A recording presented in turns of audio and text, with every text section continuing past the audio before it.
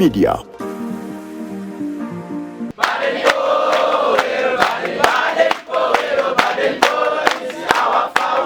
Abaana bano abawangudde bafunye skill kubanga abaana abaparticipating mu scouting bayiga ebintu bingi nnyo okwetandikirawo okuyita mu mbeera enzibu ne batandika obulamu ne batuuka waggulu okusingako bwe kyali mu nsoma eri enkadde nti omwana amala n'asoma n'anoonya bunoonya bano tebasobola kunoonya ne bwasanga omusota mu nsiko amanya engeri gy'asobola okwerwanako.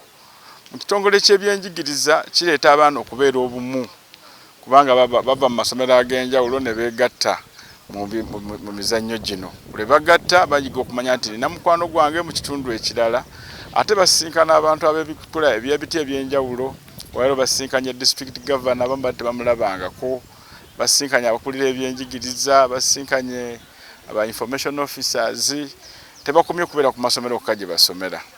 Scouting mu Kayunga etambudde bulungi.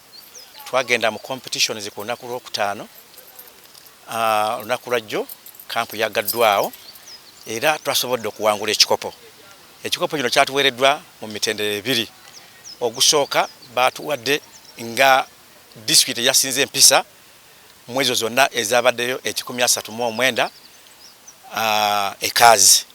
Ekyokubiri ne batugamba tulya omu ku districts ezasinze okuteekayo patrols ennyingi mu competitions. Twabadde ne patrols 12, 10 zabadde z'aba ventures, secondary, 2 zabadde za primary. Era ekyo kyatuwanguza ki ekikopo. Bulijjo era tugenda ekaazi ku nationals. Naye mu myaka gyonna Kayunga gye baddewo ebadde tewangulako kikopo kya national kyonna. Guno gwe mulundi ogusoose.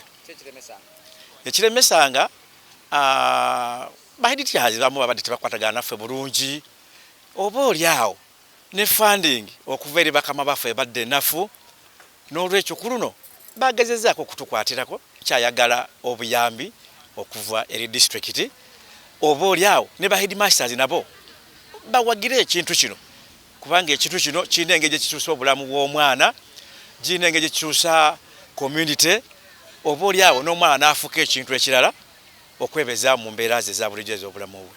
Nti obuscout buno buyamba omwana okweyimirizaawo mu biseera eby'omu maaso ne bakikola nga bakyagala. Tumaze wiiki nnamba ekaazi e Kampala naye ng'olaba nga abaana b'essomero lino Kangulumira Public bongedde okubeera abaana ab'amaanyi mu nsonga eno eya scouting. Legacy ekisooka nti nga tumaze okuwangula kuno tugenda kwongera okumakinga club eno nga mu ssomero mweri abaana nga bongera okumiitinga era n'abaze tugenda kuyita abazadde balabe omugaso omwana ayise mu scouting mugaso ki gwafuna.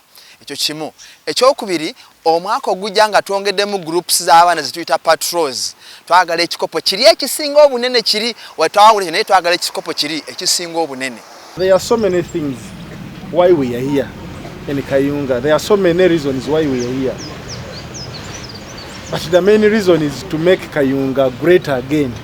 You know, these things used to be here in Kayunga. Kayunga used to lead in football. Kayunga used to lead in music and dramas. But the name, there is a way Kayunga, the name had shrinked. So, if you are fighting hard to bring back the name Kayunga, and this is what we are all doing, we have to congratulate you. What we are going to do as Kayunga District Local Government, I think let us possess at least a certificate to each of these students. Bravo! Bravo! Bravo! Bravo! So at least to appreciate you, you people, you've done a great thing. Yes.